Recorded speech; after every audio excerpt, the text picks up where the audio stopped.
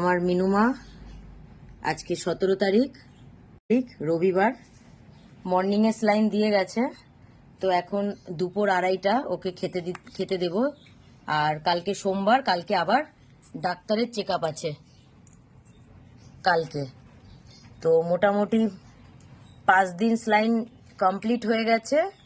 আজকে আর হাফ বেলা হবে, আর কালকে যদি মর্নিংটা হয় তাহলে 6 দিন হবে স্লাইন, মানে এই নতুন মেডিসিন 6 দিন। তো কালকে সোমবার আছে, কালকে আবার ডাক্তারকে দেখাবো। দেখি ডাক্তার স্লাইন বন্ধ করতে বলে কিনা, কারণ ও খাচ্ছে। আর পটির কালার অনেক চেঞ্জ হয়েছে, আগে রেড ছিল, তারপরে ব্ল্যাক টাইপের হচ্ছিল। তো আজকে অনেকটা ব্ল্যাকটা পটিতে অনেকটা কম আছে।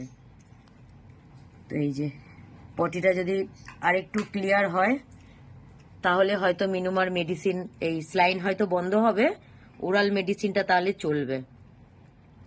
এই যে এটা আমার মিনুমায়ের 17 তারিখের আপডেট। মিনুমা একটু ভালো আছে, নিজে থেকে খাচ্ছে, কিন্তু তবু স্লাইন চলছে দুবেলা।